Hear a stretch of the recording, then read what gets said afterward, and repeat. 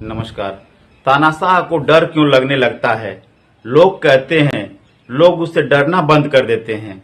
यही कारण है आजकल साहब और छोटे साहब का। साहब परेशान है क्योंकि उनसे देश के नेताओं ने डरना बंद कर दिया है और कार्यकर्ताओं में गुस्सा भर रहा है। सारी परिस्थितियां बता रही हैं कि इस बार भाजपा 200 सीटें से नीचे सिमट सकती है। सीबीआई, इनकम टैक्स, ईडी से विपक्ष के प्रमुख नेता डरना बंद कर दिए हैं। विपक्षी एकता का कुनबा 26 पार्टियों तक पहुंच चुका है। भाजपा सबसे ज्यादा सीटें लाने की उम्मीद यूपी से कर रही थी, लेकिन डर गए योगी से और उन नारों से जो गूंज रहा था मोदी के बाद योगी से। डर गए उन वादों से जो योगी हिंदुत्व का ब्रांड बन रहे हैं, जो दिल्ली दरबार के लिए खतरा हो सकते हैं। तब दिल्ली दरबार एक गलती कर गया। ओपी राजभर को बिना योगी के सहमति के, बिना योगी के पसंद के एनडीए का हिस्सा बना लिया।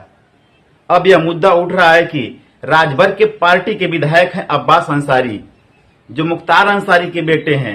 वह मुख्तार अंसारी जो भाजपा के कृष्णानंद राय के हत्या के आरोप में जेल में हैं और यूपी की पूरी बीजेपी, या कह लें पूरी बीजेपी और पूरे संघ मऊ दंगे और भाजपा विधायक कृष्णानंद राय हत्याकांड का आरोपी मानती है।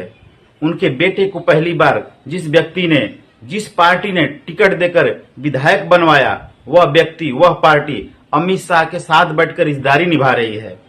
यूपी के मुख्यमंत्री योगी आदित्यनाथ की 6 साल की पूरी मेहनत, योगी आदित्यनाथ के 6 साल का पूरा ब्रांडिंग, जो कहते थे कि मैंने माफियाओं को मिट्टी में मिला दिया या माफियाओं को मिट्टी में मिला दूंगा, उससे सबसे बड़ा नाम मुख्तार अंसारी का आता है। अब तो लोग कह रहे हैं कि अगर मुख्तार अंसारी का बेटा अब्बास अंसारी जेल से बाहर आ जाता है तो मुख्तार अंसारी का बेटा और योगी आदित्यनाथ एक ही मंच पर एक ही साथ बैठेंगे, क्योंकि एक ही गठबंधन में आ गए हैं। अमित शाह अगर भाषण दे रहे होंगे तो अमित शाह, योगी आदित्यनाथ और मुख्तार अंसारी का बेटा अब्बास अंसारी मंच पर बराबर में बैठा होगा, क्योंकि एनडीए के गठबंधन की सरकार का हिस्सा है। और इन सब से योगी आदित्यनाथ तिलमिला उठे हैं। एक ऐसा कार्यक्रम सोशल मीडिया पे वायरल हो रहा है जिसमें योगी आदित्यनाथ, राजनाथ सिंह और नितिन गडकरी हैं। लोग बता रहे हैं कि इन तीनों नेताओं की केमिस्ट्री बता रही है, इन नेताओं की गठजोड़ बता रही है, इन नेताओं की दोस्ती बता रही है और इन तीनों नेताओं की विचारधारा बता रही है कि दिल्ली दरबार के साहब ने बहुत परेशान किया, अब हमारी बारी है। भारतीय जनता पार्टी में योगी आदित्यनाथ की ब्रांडिंग को खत्म करने का जो बीड़ा दिल्ली दरबार ने उठाया, उसने योगी आदित्यनाथ को गुस्से में कर दिया है। अब भाजपा के लोग, यूपी के लोग जानना चाहते हैं कि करप्शन को लेकर के किए गए योगी के वादों का अब क्या होगा। दिल्ली दरबार ने एक झटके में ही महाराज जी के 6 साल की मेहनत की ब्रांडिंग को खत्म कर दिया। महाराज जी किस मुंह से कहेंगे कि हमने माफियाओं के खिलाफ कार्रवाई कर दी है। यहां बीजेपी तो मोदी वॉशिंग मशीन बनकर रह गई है। प्रधानमंत्री जी कहते हैं कि 75,000 करोड़ के घोटाले का आरोपी एनसीपी का नेता है और उनको 48 घंटे के बाद उनको बीजेपी में शामिल करके उप मुख्यमंत्री और मंत्री बना दिया जाता है। ये पब्लिक है, ये सब जानती है, अंदर क्या है बाहर क्या है ये सब पहचानती है।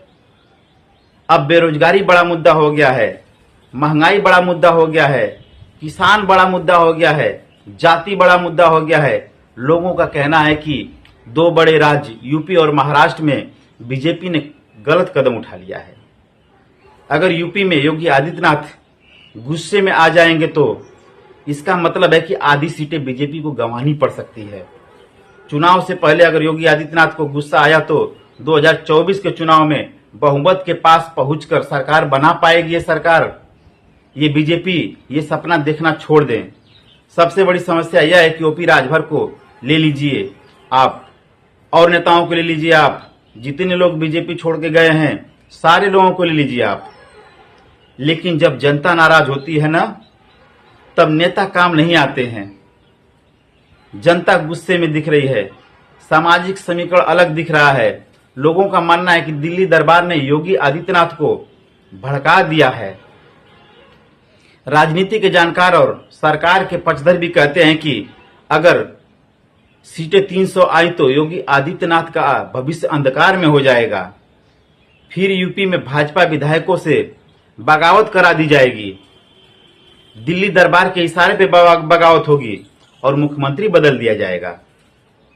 अगर भाजपा की सीटें 200 से कम हुई तो 2029 में प्रधानमंत्री पद के सबसे तेज उम्मीदवार, सबसे प्रभावी उम्मीदवार योगी आदित्यनाथ ही हो सकते हैं।